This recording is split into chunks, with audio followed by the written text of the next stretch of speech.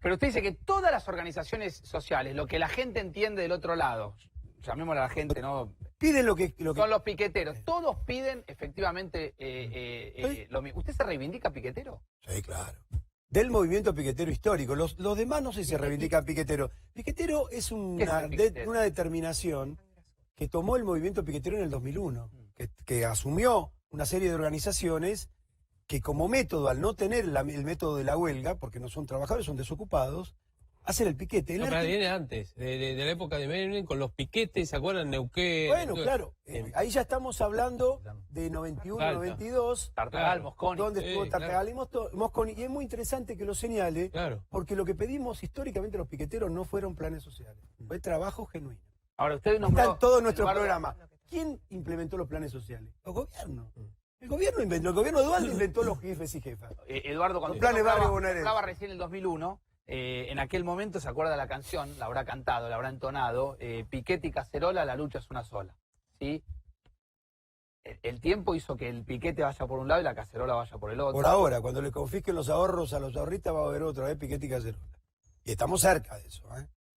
Estamos cerca de la confiscación de los ahorros. Ya hay una cantidad de medidas que van orientando una política económica que cuando la cosa se ponga peor, va a haber confiscación de los ahorros. Le pregunto, aprovecho, espéreme, algunos de los economistas, Hernán, ¿estamos cerca de confiscación de ahorros? Algo porque espera, Pablo, espera, dame un minuto, ya te doy. A ver. Mira, la verdad que una corrida bancaria no se puede prever, con lo cual pasar puede pasar. Da la impresión que con las últimas medidas, a ver, también quiero decir, el sistema bancario no está creciendo, en eso es distinto al 2001, es una situación menos crítica. Ahora, antes de las medidas del domingo de hace 2 semanas atrás, un poquito menos, la verdad que el escenario era complicado, era complejo. En ese sentido, porque vos tenías una corrida cambiaria que no podían controlar y la verdad que el riesgo que eso tuviera, digamos, un efecto sobre la cuestión bancaria, es decir, que en lugar de ir a sacar dólares o nuestros pesos para comprar dólares, sacáramos todo, lo que haya. Venga, y ahí la verdad que tenés el 2000. A ver, recién Eduardo decía algo que es, representamos a los trabajadores que no están enrolados en ningún convenio, que no están adentro de ningún gremio. Todos coincidimos que la Argentina tiene un 30% de trabajo informal, aproximadamente. ¿Ustedes representan a esa Argentina informal? Nosotros representamos una parte de los desocupados de la Argentina, otra parte la representan otros compañeros, y a los trabajadores precarizados, que en muchos casos son de cooperativas, inventadas también por el gobierno. Inventan cosas para no abrir puentes de trabajo genuina. Es un trabajo bajo convenio, con el sueldo que corresponde, pero bueno, a veces no hay más remedio y hay cooperativas de trabajo, representamos una parte de esos compañeros. Ahora están diciendo lo mismo que el segundo de Stanley, que Pedrini, porque ¿qué dice el gobierno? Me vienen a extorsionar, me piden planes sociales y si no te corto la calle y yo así no negocio. Y lo escucha Eduardo y usted también dice lo mismo. Lo que estamos pidiendo es que abran. Claro. Y que abrir es pedir más planes sociales. El gobierno están diciendo lo mismo. Bueno, pero ellos dicen que no y nosotros decimos que sí. El gobierno los acorraló, hablando de extorsión, diciendo que esto era extorsivo. ¿A usted le parece que es extorsivo pedir que se atienda a la emergencia social? Es extorsivo a los trabajadores. Está la ministra, y me gustaría que hablar con el doctor Gil Domínguez también. Me parece que es un momento de la Argentina donde se necesita diálogo y no extorsión. O hay planes o nada, vamos a atender la situación, pero no en estos términos. ¿Doctor? A mí me parece que estamos en una situación que las cifras arrojan una situación de pobreza muy preocupante, con lo cual tenemos que ser muy empáticos en el ejercicio de los derechos de las personas que reclaman. Ahora, me parece que ningún derecho, el derecho de petición, que es lo que están ejerciendo ellas, reivindicando derechos económicos, sociales y culturales, es absoluto, se puede cortar sin die una arteria principal, y que el discurso hay que tener mucho cuidado porque es el Congreso de la Nación donde están los representantes del pueblo que fueron electos en elecciones legítimas, en donde se resuelven las garantías de los derechos y se le otorga al Poder Ejecutivo un mandato de cumplir estas garantías. Decir que un debate en el Congreso es una operación que se va a desconocer, que lo que digan los representantes del pueblo no va a importar, me parece que en este campo de mucha empatía con las personas que están pasando hoy necesidades muy extremas, no es muy democrático y me parece que nos saca del norte que tenemos nosotros. Eduardo, a ver. No es así por lo siguiente. En la historia del Parlamento votó leyes por las cuales hubo alguien que luchó antes. Si no, no hubiera ocurrido. El Parlamento tiene muy poca empatía en general, en la historia. Estamos hablando de la historia, no como debería ser. Debería ser de otra manera. Pero no reivindica el ejercicio en general, del Parlamento. pero en general, en la historia, yo estoy hablando de lo que ocurrió en la historia. Después, si quieren, hablamos de la forma de Me parece que gobierno. lo tenemos que Primero discutir hablemos lo que de la está historia. pasando hoy acá. Porque Las por 8 historia horas. podemos discutir un montón. ¿Me permite? Parece que tenemos que discutir Pero me lo que está permite, pasando usted acá. está diciendo que el Uno. Parlamento es la caja de resonancia de las necesidades populares. En la historia no fue así. Las 8 horas fueron impulsadas con la acción directa de la clase obrera, no con la medida del Parlamento. El Parlamento después tuvo que institucionalizar eso, producto de la acción de lucha de la clase obrera. Los trabajadores tenemos derecho por la lucha que hemos llevado adelante, no porque los parlamentarios hubiesen votado una ley. Entonces esto ocurre lo mismo. ¿Estoy en contra de que funcione el Parlamento? Por supuesto que no. Tiene que funcionar, sí, pero debería tratar los 3 puntos que reclamamos las organizaciones, no uno. Repito, apertura de los programas, aumento que equilibre, que equipare la inflación Pero que ha ahí me tenido. paro, Eduardo. Apertura de los programas. Más planes. Más planes. Si se vota la ley, se amplía Pero acá la viene alguien y partida y dice, el dinero. escúchame, acá Si viene se alguien y amplía la dice, partida y el... recalibremos la economía, ustedes se lo dejan hacer. Yo digo apertura de planes y dicen, quieren más planes. Pero espere. Esa es la apertura de los programas. Eduardo. No sigan diciendo que queremos más planes, más planes. Eduardo. Todo se reduce a la nada. ¿Ha habido más desocupación en el último año? Sí. ¿Y por qué no aumentar la cantidad de recursos que se pone para los desocupados? Ahora, Que hoy son más. Pero, espera, un minuto. Pero, a ver, sígame en esta lógica. Si se vota la ley, se amplía la partida. O sea, se aumenta el presupuesto. Si se aumenta el No, presupuesto... se redistribuye el presupuesto. No, No se se aumenta aumenta. el 50%. No Se se aumenta. redistribuye el No, presupuesto. Se saca de algunas... Se redistribuye. Claro. Y eso es patrimonio, Hernán. eso es patrimonio del señor jefe de gabinete. Sí. Sí. Estamos en mano de A pena. ver, Porque yo lo que... Espera, déjame hacer el planteo porque si no, no se va a entender lo que queremos discutir. Distribuye, pero Yo lo que tengo pensado, me corrigen si estoy equivocado, es que si efectivamente se vota la ley, se redistribuye, me corrigieron ustedes, las partidas, pero se está votando una ley para que haya más argentinos alcanzados por Claro. esa asistencia. se saca a otro Que lado. es un poco lo que buscan ustedes. Sí, el problema es que ¿cuándo se va a hacer eso? No, está- Ahora, cuando termine de votarse ¿Está la mal lo que ley, dije? dentro de 3 meses. que no se puede hacer. Yo creo Es que que por- Eduardo no está en desacuerdo per se Ah. con la ley, porque de última refleja parte de su reclamo. Eso está bien. La preocupación reside en otra cosa, que yo comparto un poco la preocupación. A ver, la ley de emergencia social que se votó a finales de 2016, se votó después del presupuesto, de haberse votado el presupuesto. Decía que también, por ejemplo, políticas alimentarias iba a aumentar en un 50%. Cuando vos ves el presupuesto del 2017, porque impacta sobre el 17, políticas alimentarias tenían el presupuesto original 7.400 millones. Lo aumentan a casi 9.000, entonces vos decís, bueno, algo hubo de aumento, no 50, pero 20. Pero la ejecución fue de 6.800, menos que el presupuesto original. Exacto. Este es el problema, que vos tenés que... Es más, yo quiero ir más allá.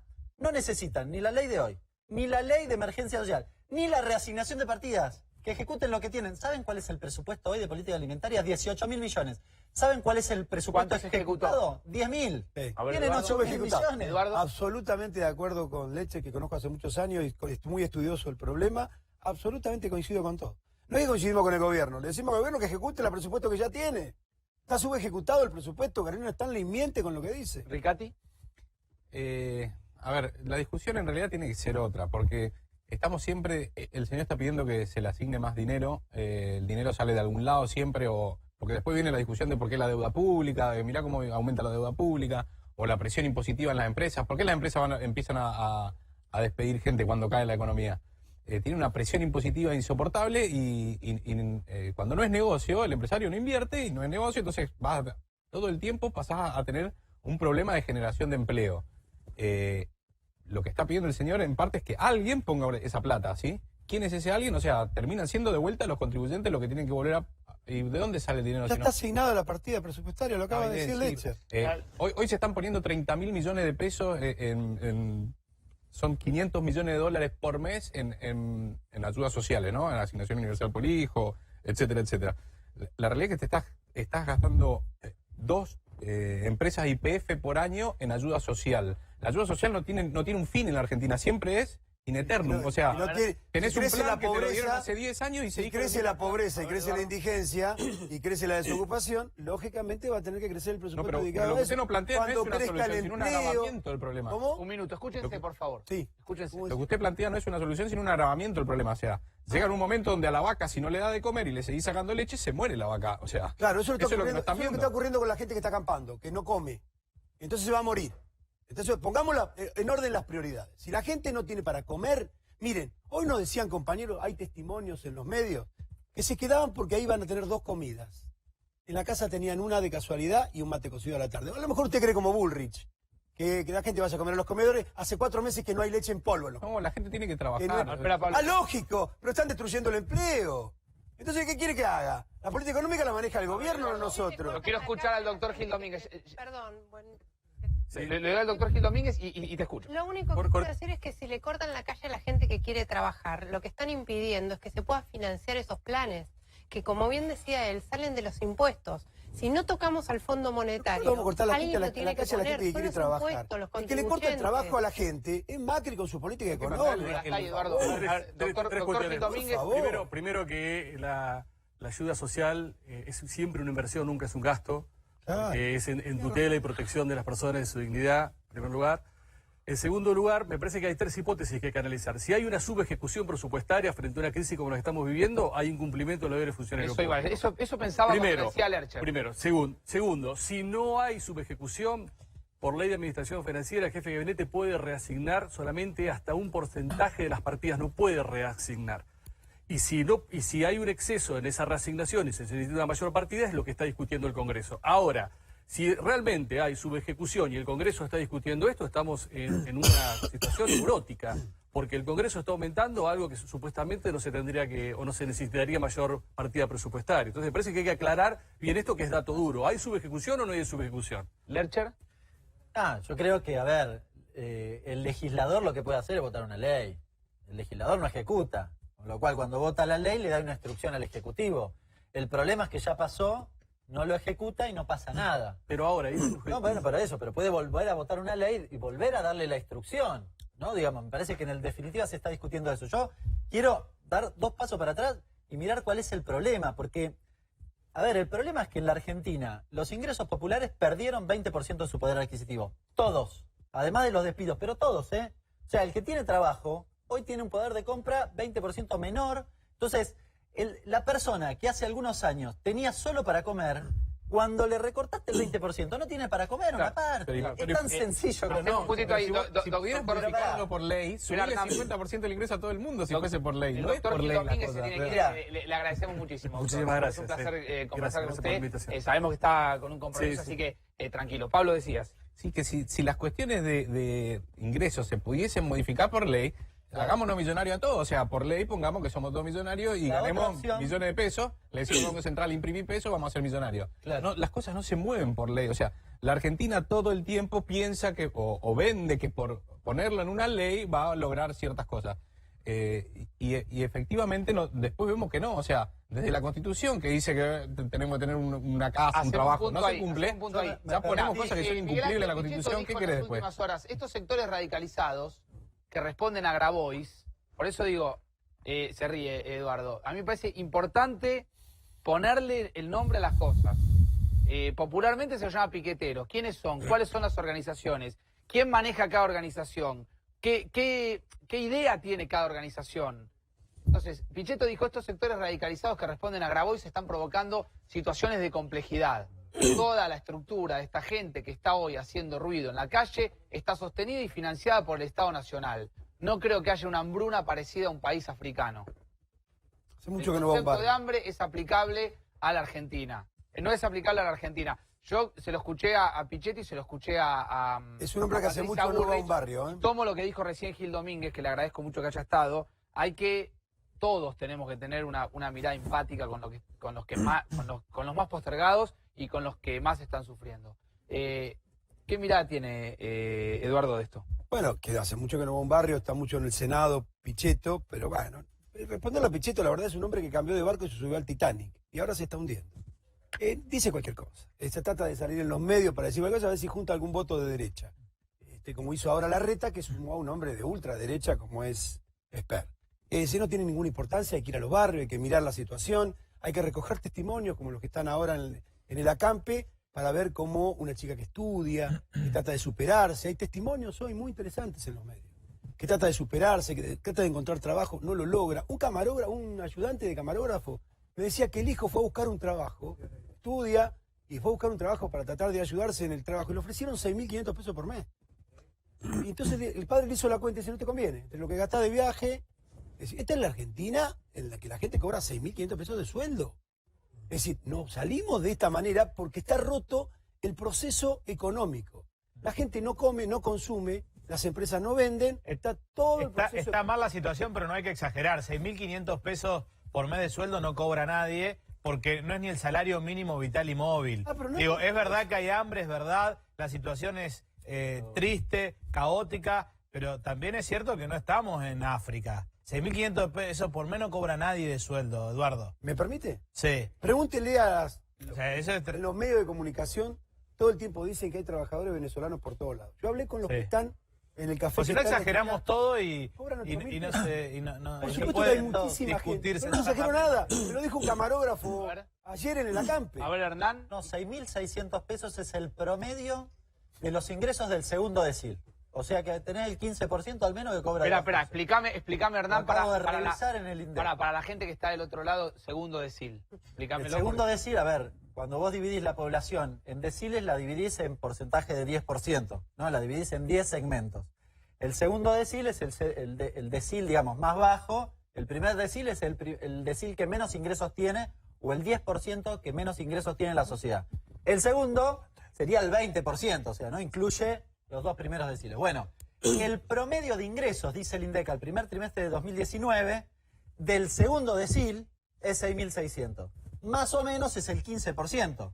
Más o menos es el 15%. Dice el INDEC que el 15% de la gente, en términos individuales, cobra menos de 6.600 pesos. O sea, incluidos los planes y las asignaciones. O sea que el salario mínimo vital y móvil es de 12.500 pesos. Después, si vos tenés un hijo que va a trabajar una vez por semana, a hacer de cadete, bueno, por ahí cobra 6.500 pesos. Tampoco estamos en Uganda. Está incorporado. No, yo le hago una pregunta a Eduardo porque yo creo en su reclamo en términos de empleo genuino.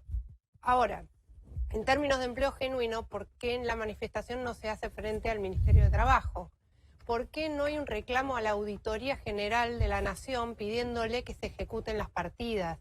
O sea, todo ese tipo de dudas me caben, porque cuando uno los ve en el medio de la calle, en un acampe, que no es digno, y no es digno ni para la gente que está ahí, ni para los niños, ni para las familias que tienen que estar muertas de frío en una situación de indignidad. A ver, dos preguntas que plantea Daniel. A ver, y acá la voy a saludar a Claudia Neira del Frente de Todos. Claudia, gracias, gracias por la paciencia que estuviste ahí esperándonos. Ya te hago hablar. Yo le contesto con dos cosas. Uno, la indignidad está ahí. No en la calle, con los que luchan. Pero un chiquito que está, pero perdóneme, Eduardo, un chiquito que está a las 11 de la noche, a las 3 de la mañana. Si quiere le contesto, pero déjeme contestarle. Sí. La indignidad está ahí, no en la gente que lucha por sus derechos. Punto uno. Punto dos, ¿por qué no vamos al Ministerio de Trabajo? Porque estuvimos en el Ministerio de Trabajo hace 3 años y presentamos 3.000 currículum para un programa que se llamaba... ayúdame, Letcher. ¿Cómo era que se llama el programa? Enganche, no. El que... Empalme. Empalme. ¿Sabe cuántas personas llamaron para trabajar? A ninguna, porque se vino abajo la industria. Hay recesión en este país. Tenemos una recesión enorme.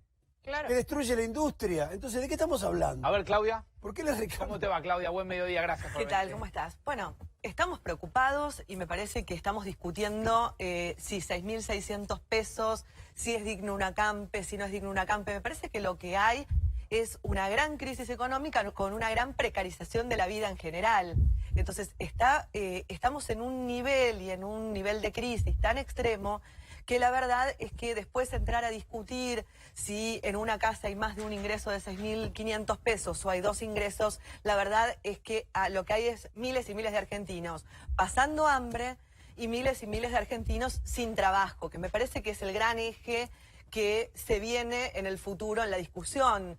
Y me parece que que hoy lo que tenemos que hacer, sí, me parece que es en medio de esta crisis enorme y de este desamparo en el cual se encuentran miles de argentinos, cuando uno pide calma, en realidad lo que está haciendo es pedir el cuidado de las personas que más sufren, porque ya falta poco para que llegue un gobierno que se ocupe del largo plazo y que al mismo tiempo cubra la inmediatez que se necesita, que es el plato de comida en cada una de Pero las el casas. cuidado no es lo que está pasando. A ver, el cuidado, y se entiende, y además la necesidad de la gente la vemos, la conocemos y demás. Algunos más, otros menos.